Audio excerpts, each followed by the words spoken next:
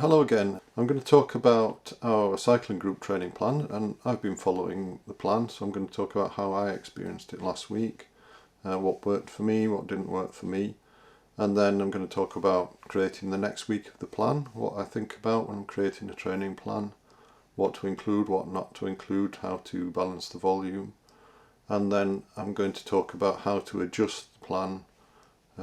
Well, in this case for me, my plan is to do mountain bike marathons. So this is what I got up to last week.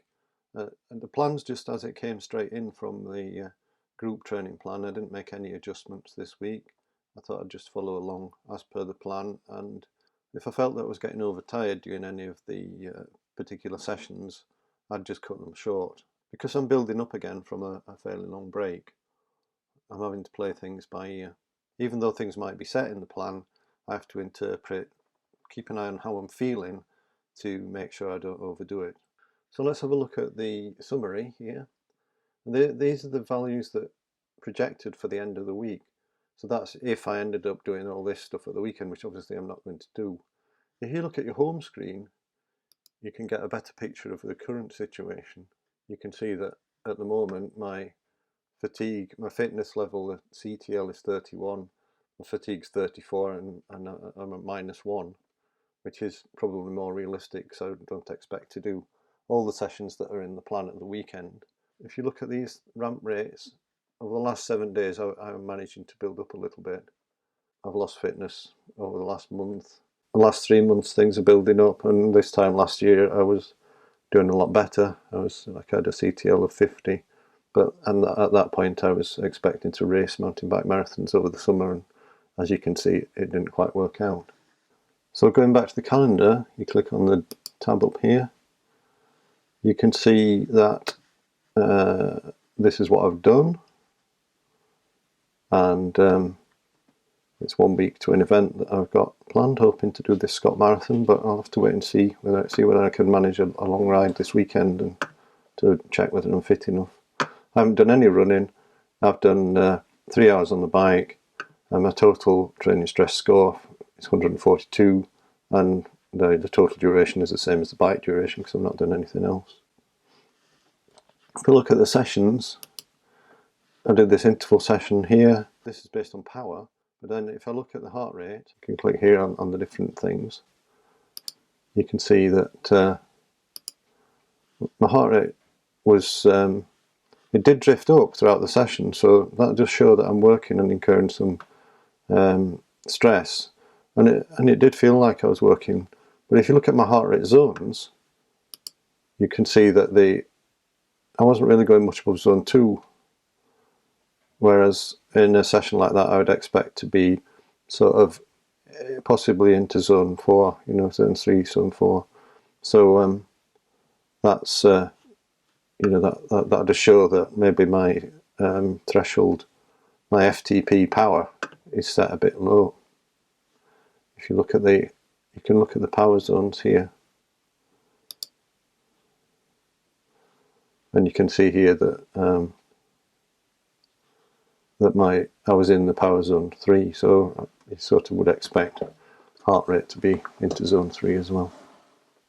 So maybe what I need to do is do another test to see whether my FTP, my functional threshold power, is set correctly.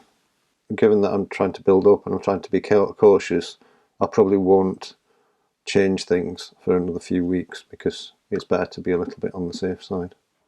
The easy ride, I just did that indoors because the weather's not amazing here and I didn't want to fall off on the ice and set myself back even further. I did the tempo ride yesterday. That went okay, but as you can see, I decided to stop after one of the 2 intervals, but it went okay. You can look at my heart rate again. My heart rate is quite low, but it does drift up.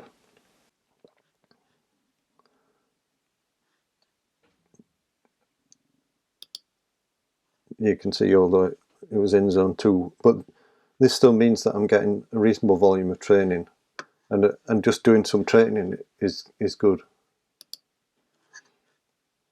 So today I'll probably hopefully I'll get out for the endurance ride, keep it very easy, get on my mountain bike, and at the weekend I want to do at least one ride of 2 hours so that I can see whether I'm in shape for this race at the weekend, which I anticipate will take me 3 hours. So we'll go to the planning stage now. So here's the plan. This is on my screen. So I set training sessions in the plan, and they then go into your training calendar. So when I set a session, so if you look at this interval session I set last week, I use this workout builder. I use RPE to set the training intensities for the shorter sessions because heart rate doesn't react very quickly. But if you have got a power meter, if you're lucky enough to have a power meter, then you can adjust the sessions in your calendar, and I'll show you how to do that. And that's the same. I don't usually bother using the workout builder for longer sessions or where the intensity is not so important. I just say to use zone 2 or 3 or whatever it might be. So this week I've got a sample event, and we've had a few harder weeks. Like if you look at the potentially you could have been riding for 11 hours over the last few weeks. So it's probably not a bad idea to have an easy week. And then I've put this sample event in. And you can ride more if you want. Because I like to use the same structure each week, what I usually do is I copy the week into the next week. And then, because I plan Monday to Monday, I then have to shift the values that were in last Monday into this Monday. And Mondays are usually the same. Monday's usually a rest day. And then what I do is have a look at the notes. So this is the same every week. It explains the basis of the plan. And then what I put in here is the most important session. So I would say that the interval session on Tuesday this week, because we've settled now on Tuesday, one of the tempo rides is also worth doing, and I would say now this would be a long endurance ride.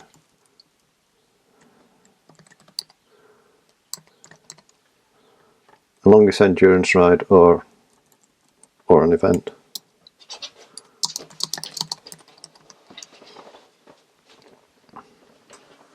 And then here, this important to note that use the planned durations as a guide and adjust according to your fitness levels. So we'll get on to the week, and this week we're going to make it a little bit easier. Let's look at keep the same structure. So the interval session here, because it's an easy week, it's better to do short intervals. Short intervals tend to be less damaging than longer intervals, even if they're of a higher intensity. So we keep the warm-up part the same, which is these 2 short efforts, just to get your legs moving. So that's the reason for them. So they just wind up the cadence as in the description. And then here, the intervals, we make them shorter. So we could do something like 4 by 2 minutes with 2 minutes recovery. And these should be pretty hard. So because they're shorter, you could use a higher intensity. And because you're only doing 8 minutes of effort, 4 by 2 minutes, it won't be as fatiguing. You can see that the session time is only 45 minutes or 44 minutes. And then we'll close that. We'll leave that the same. It says to do 45 minutes to 2 hours, so if you want to do more volume, then you can ride longer.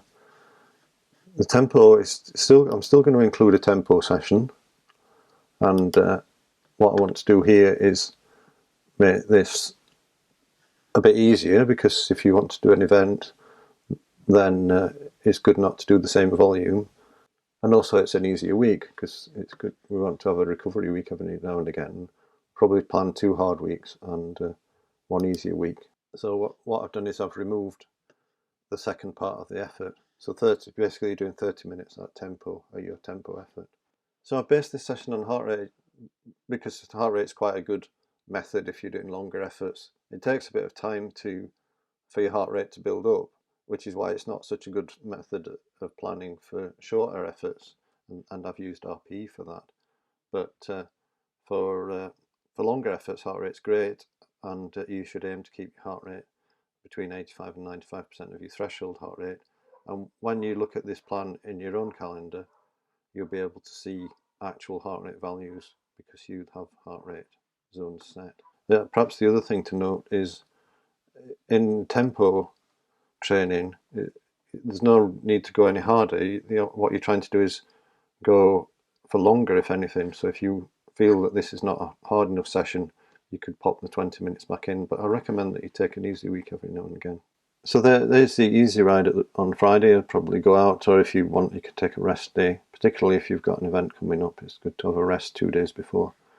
It's often good to ride the day before an event, but I wouldn't do 2 hours, maybe do 45 minutes, but include a short effort at race pace, maybe 10 minutes at whatever your race pace is likely to be, and then rest. Some people prefer to rest completely, and that works. It's very personal, it depends. So resting completely can be the best approach.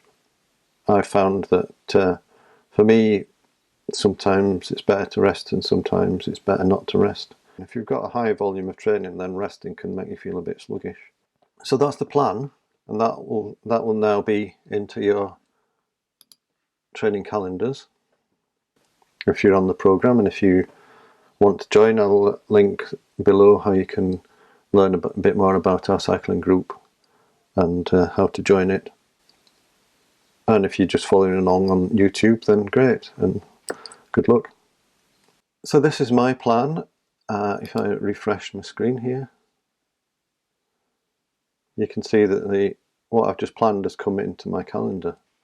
It's worth taking some time at the beginning of the week to look over the plan and see how it's going to work for you. Think about whether things need to be changed. And it's actually best to change the sessions to meet what you need. So if you need to swap sessions around, it's better to do it for the whole week at the start of the week. So you've got then a plan that works as a whole rather than just doing it day to day. I mean, you can do it day to day if you like, but it's better to have a plan. So what I'm going to do is remove that sample event because I've got an actual event, and then I'm going to remove. I'm actually going to change this session. So I expect the event to take 3 hours, and I expect it to be quite hard. So that might be an intensity factor of 0.8. That estimates the figures for me. It's a mountain bike race, so I could change that to mountain biking if I wanted. And then when I do the event, it'll all pop into my calendar. So I'll take that out because it's related to the event. You can leave it in if you want so that you know where you were. Save and close. So if you want to have that as part of your event, you can drag the two together so it connects the two. I don't plan to do any running, so I'll remove the running from the plan.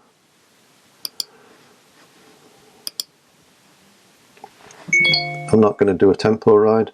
I'll probably just I'll add a new session here. So I'll just call it pre-race.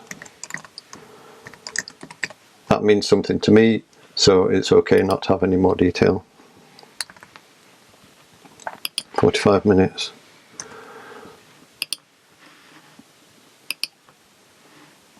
And I can take that out. I'm going to have a rest day on that day, so I can take that out and add in a rest day.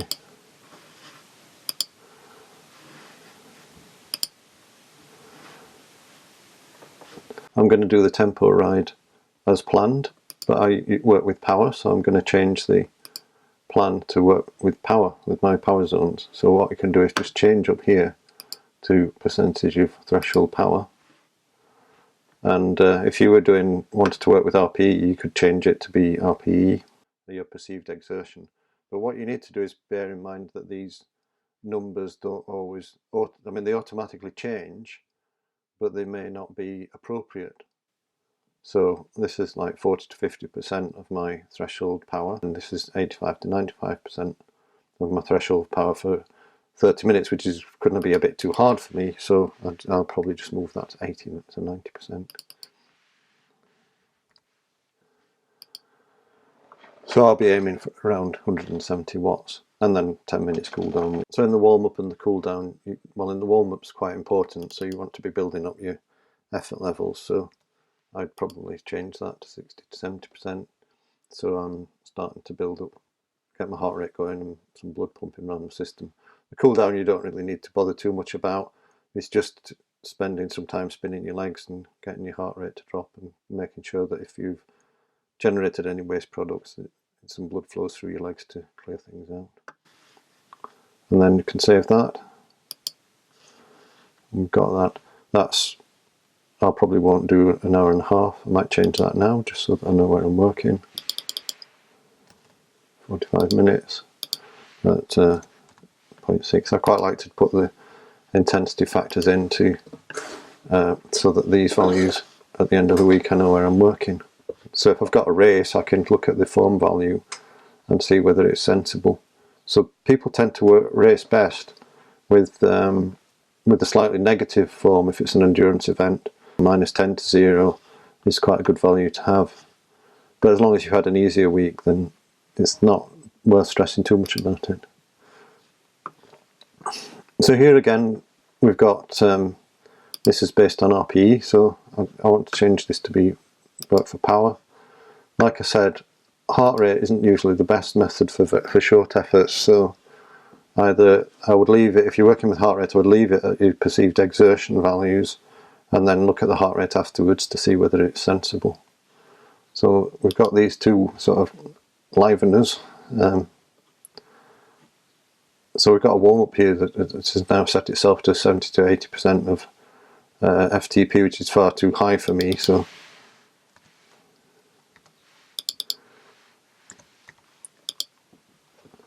and then two shorter efforts, 90 to 100% of threshold, that's fine. It might be better to make it a little bit harder.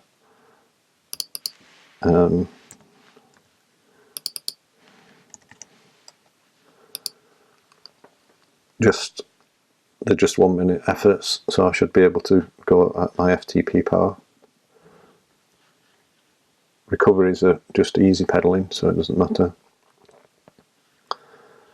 And then the hard efforts, it's set here at 100 to 110% of threshold power, which I think is okay, but bearing in mind that I'm training for a race, I'm building up to a race, I think what I would like to do is just do them at around my threshold. So what I can do is, instead of having a range here, I'm going to set a target and make that 100%